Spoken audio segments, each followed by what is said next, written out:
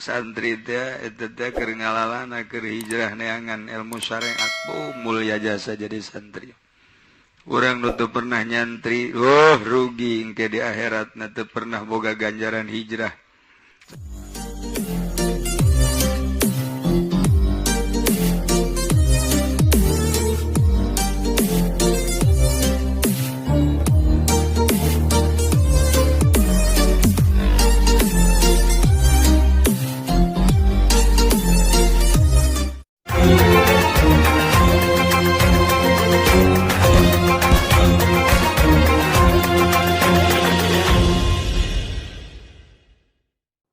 Santri itu keur ngalalana keur hijrah neangan ilmu syariat mulia jasa jadi santri.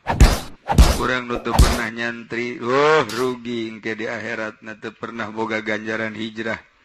Santri mah waduh cukup jangka sorga ku mondok doang itu kudu ngaji di pondokna. Asal mondok we geus eta sorga eta nu ngabiayaana sorga, masyaallah nu ngadoakeun sorga emang kumaha kitu mondok. Eta mondok teh hijrah teh atau uzlah, masya Allah. Dek bacaan Al-Quran, bacaan hadis, bacaan kitab-kitab ulama menang nyutik tina hadis jeung Quran. Mulia santri teh kadeleuna ku urang rudin isuk-isuk teu mandi. Kadeleuna doang teh masya Allah padahal mah darajatna luhur jasa. Pokona nu teu pernah mondok merugi we kajian kumaha gitu. Rugi. Duh cenah kiai kulit hayang kuari mondok atuh sia. Pondok wariji cenah geus boga anak bawa anak ka pondok. Manta kunaon? Bawa anak ka pondok terus atuh dia cenah kumaha cenah mun pamajikan mah jeung anak ditinggalkeun ngan kawin deui di pondok tanggorak sia. Kiai na ge henteu. Ai sia dek nyandung kumaha orek. Kajen cenah tuh kiai mah tuh ngaji kula mengaji teu bisa nyandung-nyandung kumaha sia bae atuh.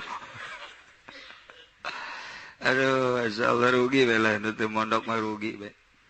Naon karugianana ganjaranana masya Allah. Coba bayangkeun ku urang ninggalkeun indung jeung bapa nu kunyana dipake ka cinta. Saha nu teresep ka indung bapa. Ninggalkeun dulurna kakak adik teteh. Rindu jasa teteh. Ninggalkeun kampung halaman. Begitu keluar ti bebedak lawang. Nyawa sia ka bebedak lawang. Berat jasa teh, masya Allah diantarkeun ke pondok, terus mondok ngaji, horenganan keur diusir ku indung bapana, mondok teh jadi Badung jasa di mana? Badung sakola teh daek, daud teh daek, mondok belah kiai cek cenah teh, harapan.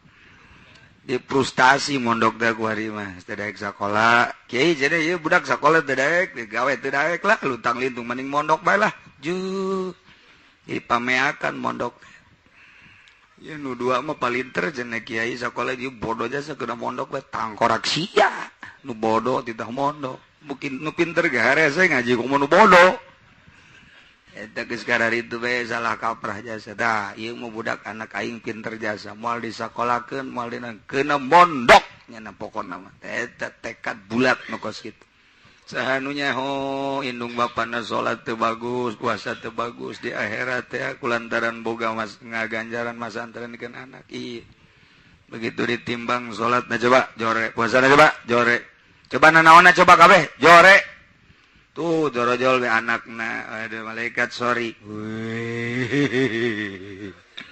Ini bapak saya, ini kan waduh membiayai saya bisa baca Quran, bisa sholat malam dan lain sebagainya.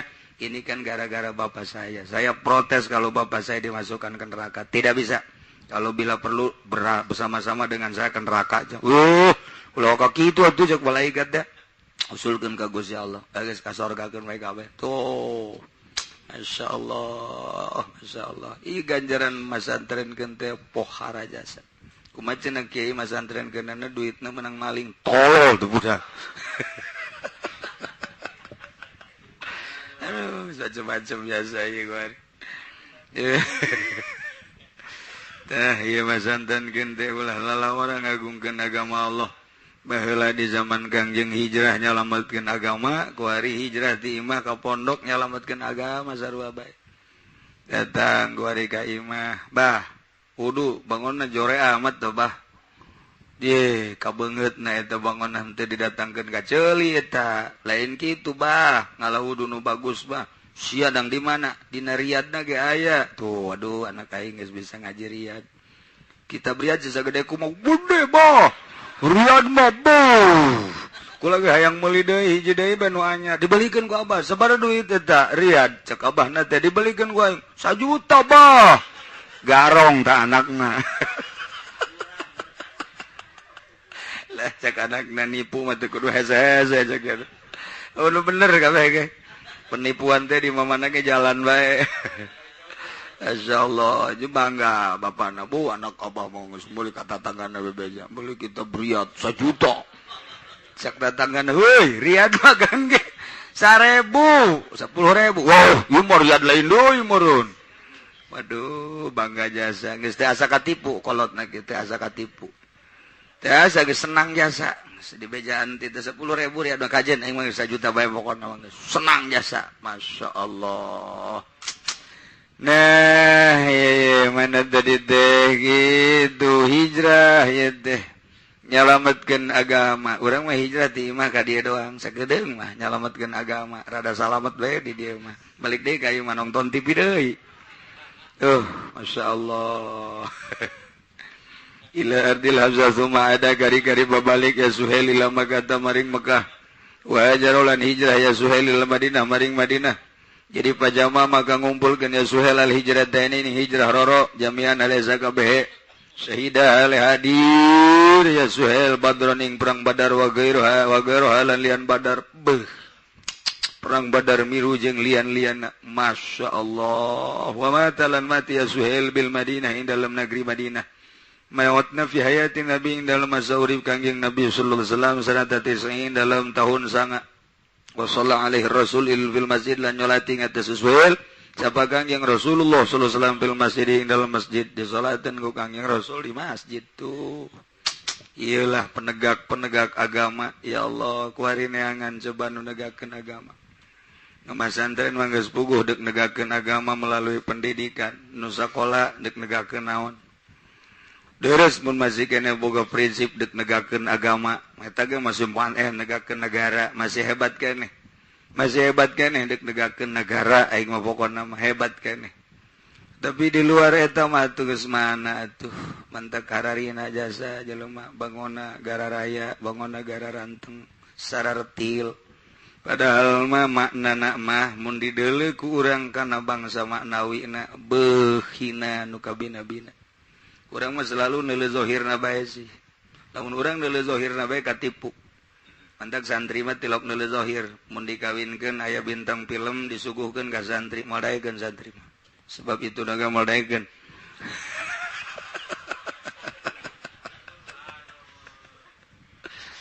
tapi lain lalagaan santri mah misalnya aya bintang film komo bintang film hot nyawa sia hot henteu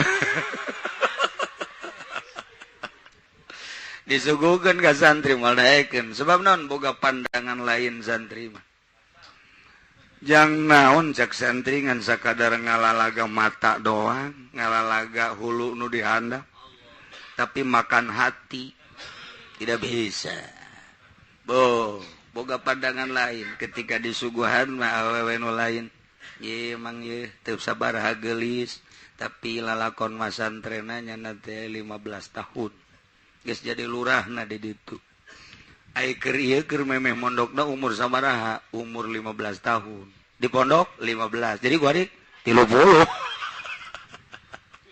berarti nini ieu eueuh masalah sebab hirup lain di dunia doang supaya engke rumah tangga teu hese nitah salat ketika aya kreditan geus ngaharamkeun sorangan ketika aya sogok menyogok geus bisa ngaharamkeun sorangan lah geulis jeung moal mangan saukur pangbubungah mata moal kebel lantaran dideuleu di jerona hirup teh lain ngan sakadar di dunya isuk pageto di akhirat kumaha mun nungtut tuh santri mah moal daekeun dibere nu geulis doang tapi agamana kurang moal daekeun ka junting ku kumaha ge tapi pandanganna lain Iya maka jenting tepati gelis ge tapi nyana boga dasar agama nilainya geus lain gelis nilainya nilai batin. Waduh, masya Allah, tak eta geus hebat teh kos kitu, geus hebat teh kos kitu. Okos urang ayeuna ka guru teh dihormat teh lain ku ganteng lain ku kasep tapi ku nuduhkeunana. Urang boga gurunya pendeknya hideung, pendek hideung kuru deui. Pada opupurian sama guru. Opupurian atuh nyungir deui. Nyungir deui. Tapi diciuman leungeunna.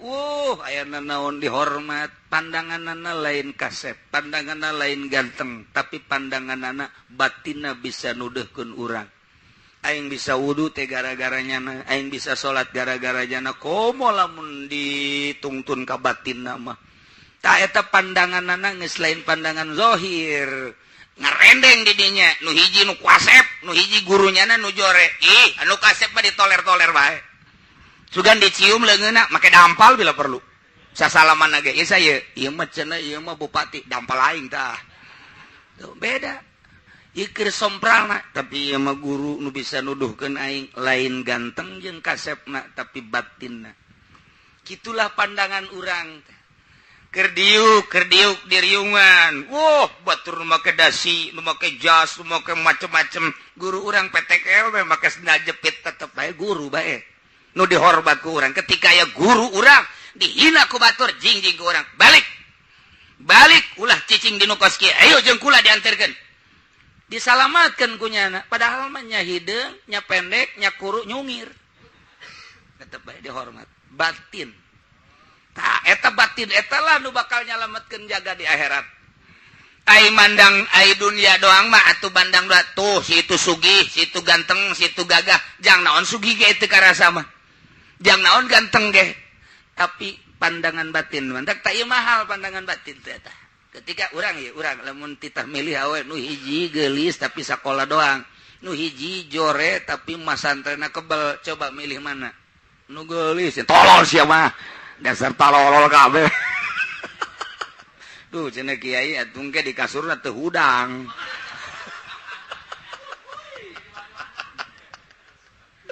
Banda Kiai Hairun mah Kiai Hairun di mana-mana aya awewe geus teu laku dikawin ku nya.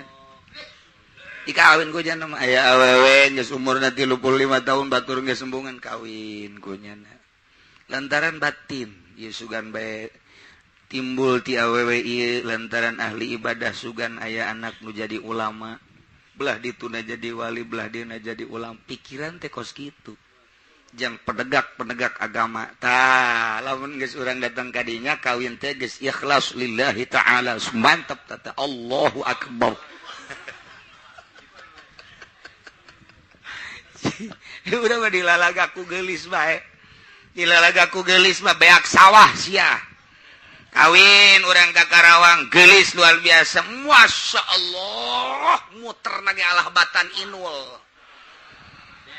sakali ka Karawang 1 hektar beak 2 kali ka Karawang 2 hektar 3 kali 3 hektar beak kabeh diusir urang ngegel curug gara-gara geulis tah cek urang Bandung bajeng sing hade ulah osoki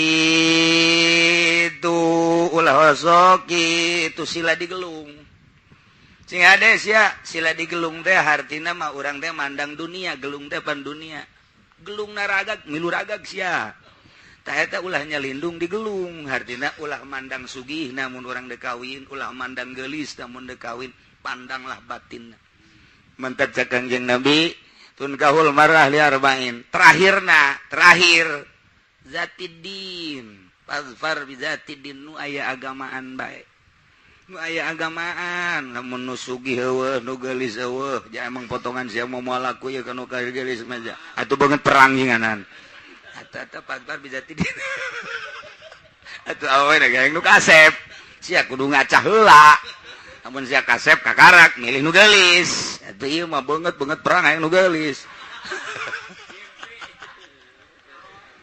tapi lain kitu hak milih lalaki batu hak milih pembeli lalaki mah awewe mah atuh sapira barang dagangan ye geulis ge urang embung bae emang nu daekeun ieu ka urang na ge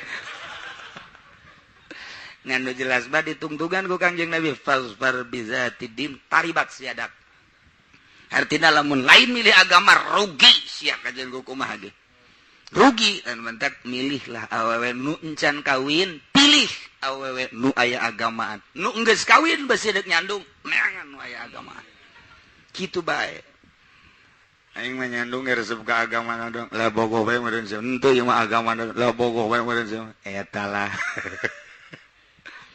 insyaallah tapi hese bae ieu pandangan keur carita terhadap wanita terhadap guru terhadap seseorang ge kitu bae namun urang babaturan mandang sugihna bahaya urang babaturan mandang gagahna bahaya mandang kasepna bahaya babaturan mah pandang jerona beuh agamana luar biasa ketika aing susahnya na bisa nulungan ketika aing gitu keur kasempitan nya bisa nulungan ta eta aya agamaan berarti teh urang nu mentak ngaji ge hayang supaya kadinya hayang salamet batur mah hijrah nyalametkeun agama datang ka Ethiopia datang ka balik deui ka Mekah diusir balik ka Madinah sampai maut di Madinah di pangumbaraan maut di pangumbaraan geus dijamin surga guys. Masya Allah.